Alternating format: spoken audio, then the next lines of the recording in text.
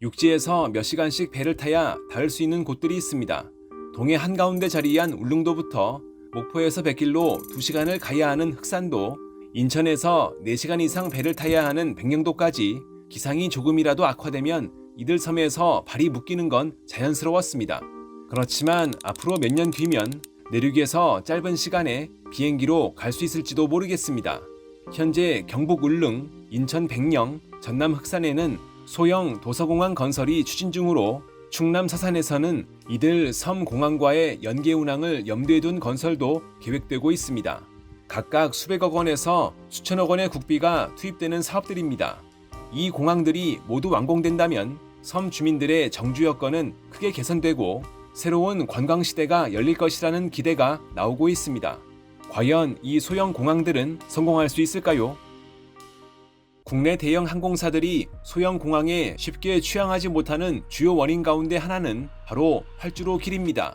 국내선에서 주로 사용하는 보잉 737이나 에어버스 A320 계열은 통상 1200m 활주로에서 충분한 탑재량을 유지하며 정기 운항하기 어렵습니다. 하지만 험준한 지형을 깎거나 좁은 해안가를 매립해야 하는 울릉공항, 백령공항, 흑산공항의 활주로는 모두 1200m로 설계됐습니다. 대형 제트기는 정상적인 운항이 사실상 불가능합니다.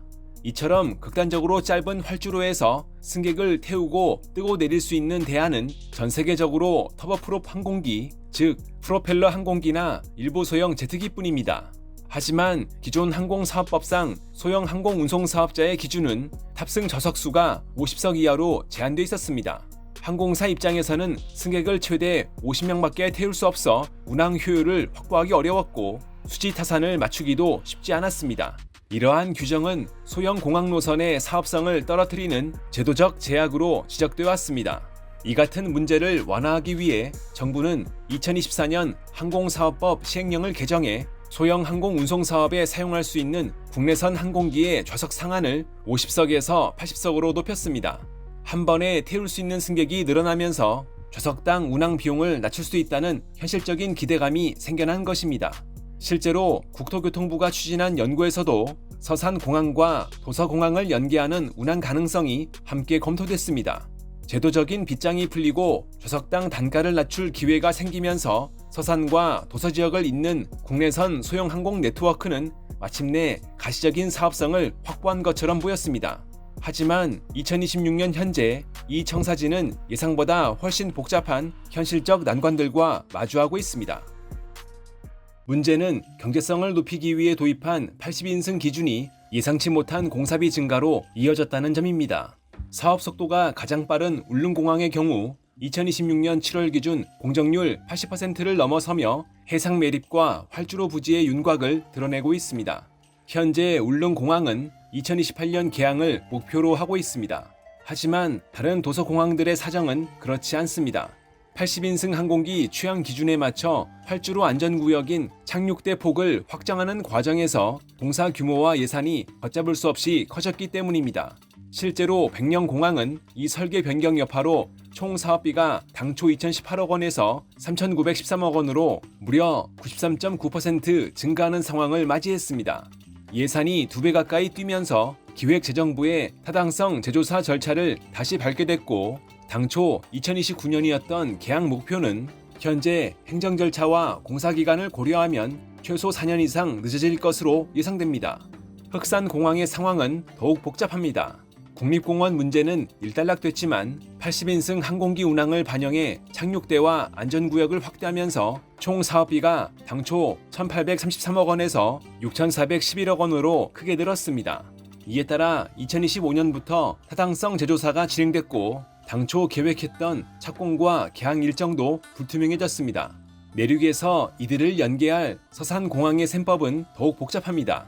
총 사업비를 500억 원 미만인 484억 원으로 조정해 예비 타당성 조사 대상에서 제외되는 규모로 사업이 추진되고 있고 2028년 개항을 목표로 하고 있습니다. 국토교통부의 서산 군 비행장 민항시설 설치 사업 재기획 연구 용역에 따르면 서산공항의 검토 노선은 제주도, 울릉도, 백령도, 흑산도 등 4개 노선입니다. 이들 4개 검토 노선의 장내 여객 수요 가운데 90% 이상이 제주 노선에 집중되는 것으로 분석됐습니다. 문제는 충남 서북부와 인접 지역의 잠재 이용객이 김포공항이나 청주공항의 기존 수요권과 일부 겹친다는 점입니다. 서산공항이 기존 공항과 차별화된 이용 편의와 수요를 얼마나 확보할 수 있을지는 아직 검증이 필요한 부분입니다. 이처럼 소형 공항들은 각각 예산 폭증, 착공 지연, 수요 중복이라는 우려로 속도 차이를 보이고 있습니다. 하지만 전문가들이 지적하는 가장 큰 문제는 공항보다 항공 생태계입니다. 흔히 사람들은 정부가 예산을 들여 활주로를 닦아놓으면 민간 항공사들이 알아서 비행기를 끌고 들어올 거라 생각합니다. 하지만 현실은 훨씬 복잡합니다. 공항을 짓는 것과 항공 생태계를 만드는 것은 전혀 다른 문제이기 때문입니다. 앞서 살펴본 1200m 활주로 조건 때문에 운항 가능한 기종은 ATR 72와 같은 터보프롭 항공기 등으로 제한됩니다. 문제는 2026년 현재 국내 주요 항공사 대부분이 이들 공항에 적합한 소형 기종을 보유하고 있지 않다는 점입니다. 다만 지역 항공사인 섬에어가 ATR 72-600을 도입하며 도선호선 취향을 준비하고 있습니다. 그럼에도 국내 소형 항공시장 전체로 보면 운항 기반은 아직 제한적인 수준입니다. 물론 과거 국내 대형 항공사들이 일부 터보프롭 기종을 운용했던 역사는 있지만 현재의 기단은 대형 제트기 중심으로 이루어져 있습니다. 대규모 승객을 대형기로 실어 나르는 구조에 최적화된 주류 항공사들의 입장에서는 이러한 소형 노선에 선뜻 진입하기 어려운 비즈니스 구조를 가지고 있는 셈입니다. 비행기 한 대를 띄우기 위해서는 단순히 기체만 사오는 것으로 끝나지 않습니다. 해당 기종을 능숙하게 몰 수 있는 전문 조종사를 새로 확보해야 하고 소형기 전용 정비 인프라와 기술력을 갖춰야 하며 전용 예비 부품과 공급망까지 새로운 기종 운영 체계를 구축해야 합니다. 막대한 고정비와 적자 리스크를 감당해야 하는 만큼 국내 소형 항공 생태계는 이제 막 첫걸음을 내딛는 단계입니다.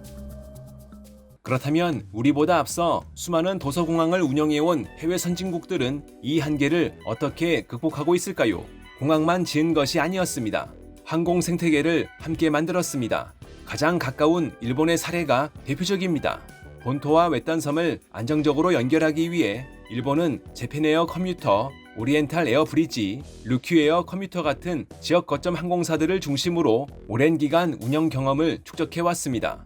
이들 항공사는 대형 항공사 그룹 또는 코드쉐어 네트워크와 연계해 예약, 환승, 정비 체계를 공유하고 국가와 지방자치단체도 낙도노선 유지와 항공기 도입을 지원해왔습니다. 험난한 지형과 거친 기상으로 유명한 스코틀랜드의 하이랜드 앤 아일랜드 공항 네트워크나 북극권의 짧은 활주로를 이용하는 노르웨이의 위데레의 항공 역시 마찬가지입니다. 이들 역시 소형 터보프롭 항공기를 중심으로 장기간 운항 경험을 축적하며 안정적인 운영 체계를 구축했습니다.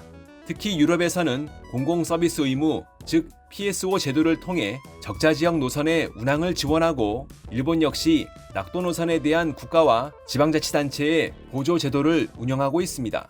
이러한 해외 사례들은 공항 활주로만 지어놓고 대형 항공사가 들어오기만을 기다리는 것으로는 안정적인 운영이 어렵다는 점을 잘 보여줍니다. 결국 서산공항과 도서공항들이 성공하려면 활주로와 터미널만으로는 부족합니다. 항공 생태계가 함께 구축될 때 비로소 한국의 소형 공항들은 교통복지와 지역 활성화라는 목표에 다가설 수 있을 것입니다.